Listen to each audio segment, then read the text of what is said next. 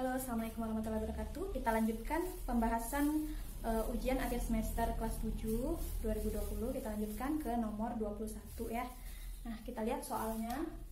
Kita lihat nomor 21, jumlah kandungan unsur gas pada lapisan atmosfer adalah dia disajikan dalam bentuk tabel. Nah, kita lihat ada gas nitrogen, gas oksigen, gas argon, gas karbon dioksida, dan gas lainnya. Nah, di sini yang menempati jumlah yang terbanyak itu adalah gas nitrogen. Itu jumlahnya sekitar 78%. Berarti antara ini dan ini. Nah, kita lihat lagi untuk gas oksigen itu menempati urutan yang kedua, itu yaitu 20,95% atau dibulatkan menjadi 21.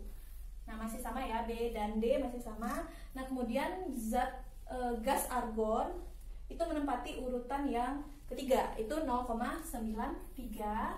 Kemudian CO2 yang terakhir itu 0,034% kira-kira. Dan gas lain itu 0,04%. Berarti sudah pasti jawabannya adalah B. Kita lanjutkan soal nomor 22. Kita lanjutkan soal nomor 22. Kita lihat dulu soalnya. Perhatikan pernyataan berikut. Yang pertama, pernyataannya berada di ketinggian kurang lebih 50 sampai 85 km di atas permukaan laut.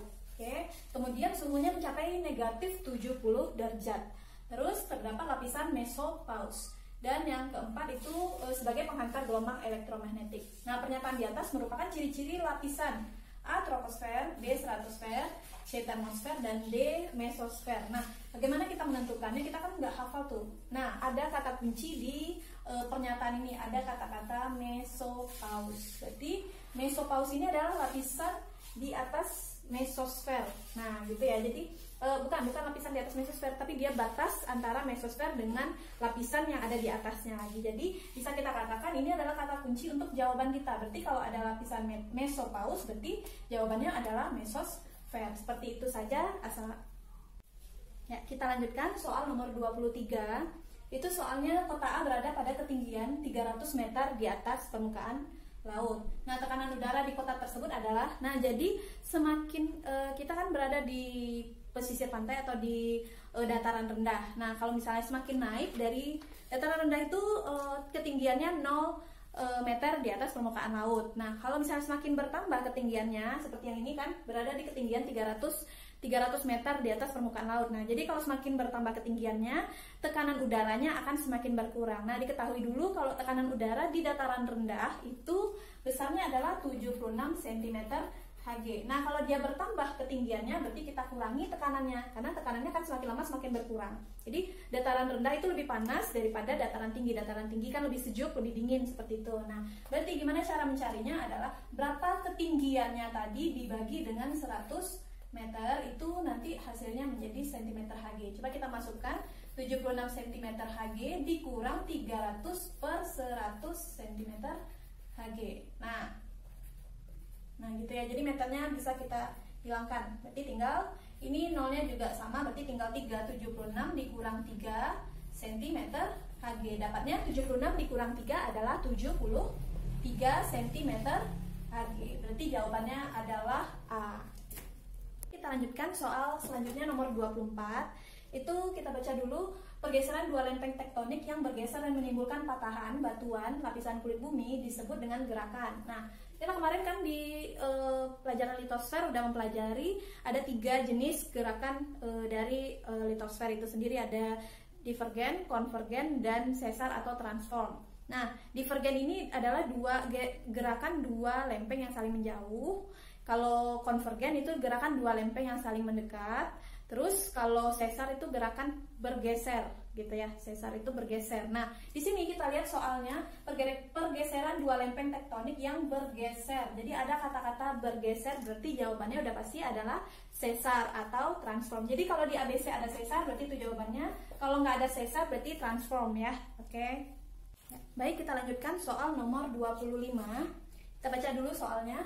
Kota Padang dilanda gempa bumi yang berpusat 120 km di bawah permukaan laut. Jenis gempa yang melanda Kota Padang adalah, nah berarti kan ada kedalamannya nih ya, 120 km di bawah permukaan laut. Nah berarti kalau ada kedalaman berarti kita bisa menyimpulkan dia gempa dari segi kedalamannya. Berarti kan ada gempa dangkal, ada gempa menengah, ada gempa dalam. Kalau gempa dangkal itu kedalamannya kecil dari 60 km di bawah permukaan laut.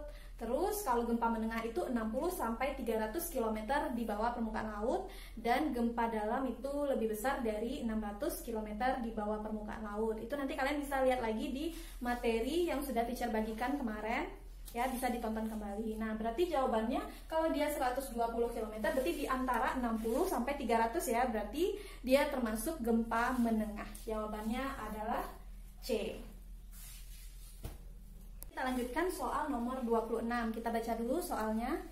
Perhatikan pernyataan berikut. Masuk ke kolong meja dan melindungi kepala. Berlari keluar gedung. Keluar dari kendaraan jika berada di dalam mobil. Mematikan aliran listrik dan gas. Memberikan pertolongan jika terdapat korban. Nah, dari 5 pernyataan ini, tindakan yang dapat dilakukan setelah gempa terjadi ditunjukkan oleh nomor. Berarti kita harus menggarisbawahi ini dulu.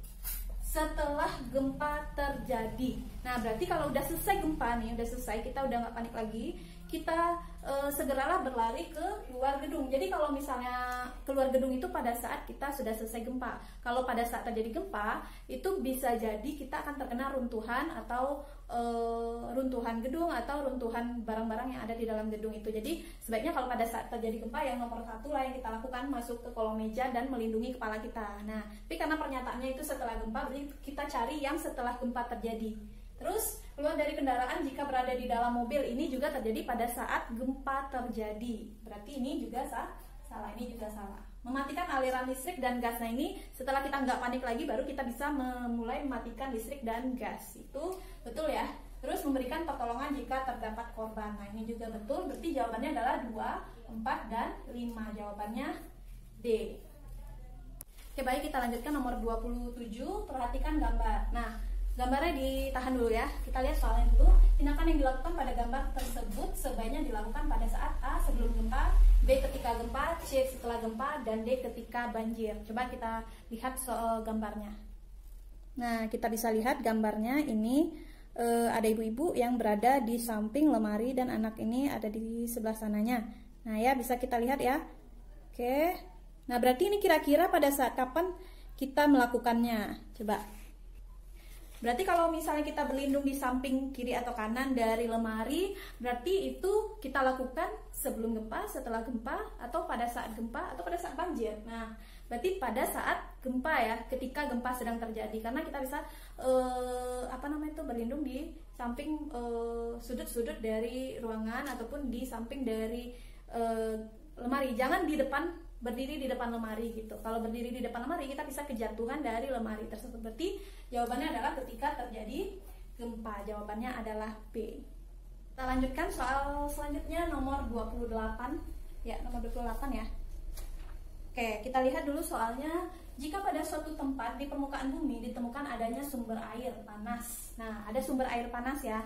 Terus juga ada air mineral dan juga ada gletser. Nah, kira-kira itu dapat dipastikan bahwa daerah itu merupakan daerah apa? Nah, kalau misalnya ada air panas, sumber air panas nih, terus ada gletser, terus juga ada air mineral, di situ ada banyak kandungan mineral, berarti bisa dikatakan itu adalah daerah pegunungan, dan pegunungannya itu bersifat vulkanis, ya, menghasilkan panas bumi yang berasal dari gunung api seperti itu. Berarti jawabannya adalah daerah vulkanis ya. Oke. Kita lanjutkan soal nomor 29, kita lihat dulu. Kita lihat soalnya. Perhatikan pernyataan berikut. Nah, 1. Mata air muncul sangat banyak. 2. Suhu di sekitar gunung meningkat. 3. Sering terjadi hujan. 4. Tumbuhan di sekitar gunung layu. Yang kelima, hewan gunung mulai bermigrasi. Tanda-tanda gunung api akan meletus ditunjukkan oleh nomor. Nah, kalau gunung api mau meletus itu sumber air atau mata air itu akan mengering atau berkurang. Jadi mata airnya itu akan berkurang ya. Berarti ini salah. Terus suhu di sekitar gunung meningkat, itu betul. Sering terjadi hujan. Nah, yang hujan yang dimaksud itu seharusnya terjadi hujan abu ya, akibat dari erupsi gunung meletus tadi. Berarti ini salah. tumbuhan di sekitar Gunung Layu itu akibat dari erupsi tadi juga, berarti benar. Dan hewan gunung mulai bermigrasi, betul. Berarti jawabannya adalah 2, 4, dan 5D. Oke, kita lanjutkan soal nomor 30. Oke, kita lanjutkan untuk soal nomor 30. Ini adalah bagian soal terakhir untuk part 2 ini ya. Part 3 ya, part 3. Kita lihat, perhatikan pernyataan berikut. Nah, yang pertama daerah resapan air bertambah, yang kedua sistem pengelolaan lingkungan yang buruk, yang ketiga tingginya curah hujan, yang keempat banyak pohon yang ditanam. Penyebab banjir ditunjukkan oleh nomor berapa? Kalau nomor 1, daerah resapan air yang bertambah. Kalau daerah resapan air bertambah, berarti air itu mudah diserap oleh tanah. Otomatis itu tidak terjadi banjir, ya. Karena air itu banyak yang diserap oleh tanah. Tapi kalau daerah resapan airnya kurang atau sedikit, itu bisa terjadi banjir di situ. Nah, kalau misalnya sistem pengelolaan lingkungan yang buruk, contohnya seperti banyak sampah, terus pohon-pohon juga ditebang, itu adalah sistem pengelolaan yang buruk, itu bisa menyebabkan banjir. Berarti nomor 2 betul, nomor 1 salah. Yang ketiga, tingginya curah hujan. Kalau hujannya lama dan intensitasnya tinggi gitu kan, itu bisa menyebabkan banjir kan. Jadi kalau misalnya kita lama nih hujannya lama sekali dan juga deras, nah itu bisa saja terjadi banjir kalau pengelolaan penyerapan airnya kurang dan juga pengelolaan lingkungannya juga buruk seperti itu. Berarti ini bisa menyebabkan banjir. Yang keempat, banyak pohon yang ditanam. Kalau banyak pohon ditanam berarti banyak air yang akan diserap oleh pohon tadi. Berarti itu juga salah. Ini tidak menyebabkan banjir. Berarti jawabannya adalah nomor 2 dan 3. Jawabannya adalah B. Sekian dulu. Wassalamualaikum warahmatullahi wabarakatuh.